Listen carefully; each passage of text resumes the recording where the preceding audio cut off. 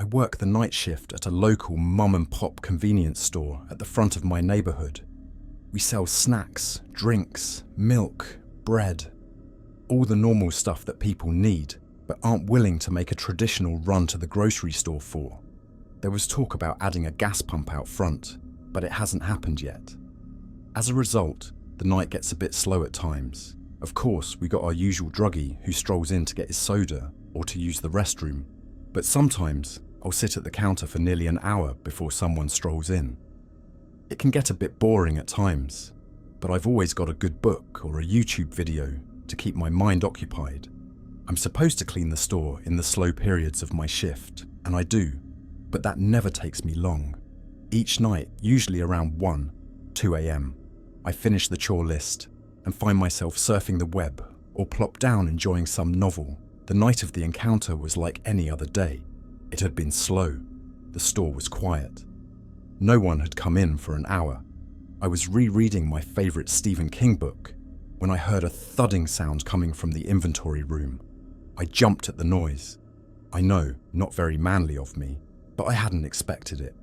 Besides, I was at a pretty intense part of my book. I looked up at the digital clock sitting on the counter. It read 3:12 a.m. I didn't really think anything of the noise. I just assumed it was something that fell off one of the shelves. Even still, I felt a chill crawl its way down my spine. I remember glancing outside and seeing a sea of thick fog blanketing the landscape. This wasn't too uncommon. There was a lake across the street from the store, and occasionally fog would drift in. Still, I couldn't recall a time when the fog was quite as thick as this. I remember thinking that something could be standing out there watching me, and I wouldn't even know. But it was more than that. At that moment, I knew there was something out there. It was instinctual, a primal sense developed over years. The hairs on the back of my neck stood up, and gooseflesh began to break out all over my arms. I was too frightened to get up from my spot at the cash register. I knew that I ought to investigate the sound in the back room, but I couldn't get my body to respond. I sat there, unable to look away from the glass front door, trying desperately to peer through the thickening fog. I couldn't see anything, but I was certain that if I turned away now, then the thing in the dark would rush forward. The fear was multiplying, growing into a living creature trying to tear its way from my stomach. I felt cold sweat begin to pour from my brow, streaming into my open eyes and causing them to sting. I couldn't blink. I was too worried about the consequences if I did. When I saw it, 2 pinpricks of light cut through the dense fog, temporarily blinding me. My panic rose to a crescendo, and my heart beat out of my chest. I half ducked behind the counter when I saw the figure approaching the door. My hand slid across the underside of the counter to find the panic button that would alert the police. When the door swung wide, a burly man in a green jacket and black pants came strolling in, an amused look on his face. He looked at me, raised an eyebrow and said, "Hey mister, you okay? You look like you've seen a ghost." I sighed and felt a physical weight lift off of me. I looked at him and said, "Yeah, sorry man, you just startled me. Couldn't see you approach the door until you opened it with all that fog out there." "Hey, I hear you there." I could hardly see the road in front of me. "Honestly, it's a bit unnerving out there. It makes you think some strange thoughts," said the man, looking a bit pensive.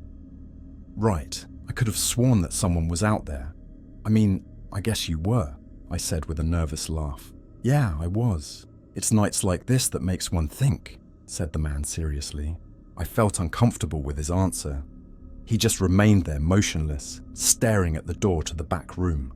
I still hadn't investigated the noise in the back, and the man's blank look made me feel uneasy. The silence in the room was beginning to weigh on me, and I couldn't take one more moment of it. I asked, "Think about what?" The man smiled a toothy grin and said, "Life, death, and all the moments in between. I try not to think about the first two too often. After all, who can truly know?" "Anyone can, if they're willing to pay the right price for it," said the man, a hungry look gleaming in his eyes. "You might be right. There is always a price to pay for knowledge. I mean, I'm pretty sure Adam and Eve learned that lesson, and aren't we still paying for it today?" "True enough, I suppose. But how is one supposed to live when one doesn't know the reason for existence?" asked the man. I guess it is our duty to do the best with what we have in front of us." "And damn the truth, huh?" replied the man. "What truth? No one's truth is true. Many claim to have the answers, but few have more than just hot breath. Because many are liars, the truth doesn't exist." "That doesn't seem to be an accurate conclusion either," said the man. "Does there have to be a singular truth? Why must it be universal? Can't something be true to one and not true for the other?" "I would say that truth by its essence must be true to all, or else it isn't the truth. A truth true to you but not another is not the truth at all. It's merely a solution. Are you content to live a life of solutions rather than one of true knowledge?" asked the man. "The question is superfluous. Of course I'd rather live a life of universal knowledge, but who knows such truth? And if I claim to know the truth, what would you say to that?" questioned the man.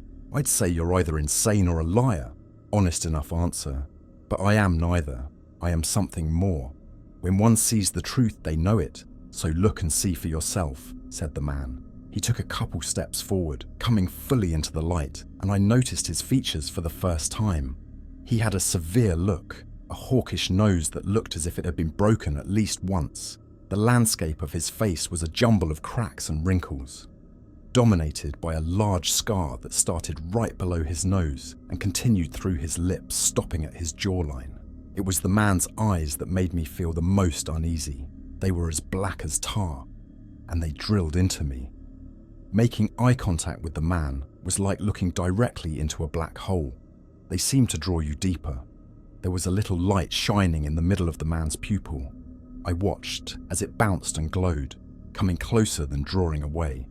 It was as if it was beckoning me to follow. When I saw that gleam, I wanted nothing more than to follow it, and damn the consequences. There was a beauty to the way it pulsated that held me captivated. I looked and saw and knew that there were secrets to be found in those depths. I also knew that if I followed the light, there would be no coming back. But I didn't care. I wanted to know. I wanted to see. The mysteries of the universe were held in that gyrating light bobbing in the abyss. I felt my soul beginning to be ripped from my body, torn from my essence and sent spiraling down that black tunnel towards that brilliant light. It was that same crashing sound I had heard from the back room that broke the trance. I looked away from those eyes and I came smashing back to reality. My mind was scrambled and it took me a second to get back into a normal state. The creature standing before me was just as confused as I was, clearly not used to its prey escaping it so easily. For a moment we looked at each other in utter shock. The man smiled at me, showing ragged, pointed teeth. I looked away in disgust, trying to feel for the silent alarm button on the bottom of the counter. My hand brushed the button and I pressed it with all my strength. The man remained standing there, absolutely motionless. He could have been a statue for all I knew. He didn't breathe, nor did his heart beat. Those black eyes never blinked, and I didn't dare make eye contact with him. Finally, he looked down at his watch and said, "The time is nearly here." With that, the man turned and strolled directly out the door he had come. I watched him walk casually into the fog. I couldn't see clearly, so I'm not entirely sure what I saw, but still, the figure almost seemed to melt as if it was evaporating into the mist. One moment he was there, the next he wasn't. To this day, I still don't know what I saw that night. I do know this: there are things that walk in the dark that man knows nothing about. It's best to avoid certain watches of the night. I stay at home these days. I work in the safety of the daylight. Once I tried to watch the security footage. All that can be seen is the front door opening and closing. Then about 5 minutes later, it happens again. No man can be seen, but still something opened that door. You can see my lips moving as if I'm talking, but there is no audio and the conversation can't be heard, and that's the proof. I tried to watch the back room footage. All that can be seen is a box of sodas busting as it falls from the top shelf. Then a few more minutes pass and the whole metal rack holding the boxes of soda is knocked over. I don't know what saved my life. I do know this: I am still alive, and I intend on staying that way. I'd like to be able to explain to you what happened that night. but I am just as in the dark as you might be. Stories are supposed to wrap up nice and neat into a perfect little ribbon.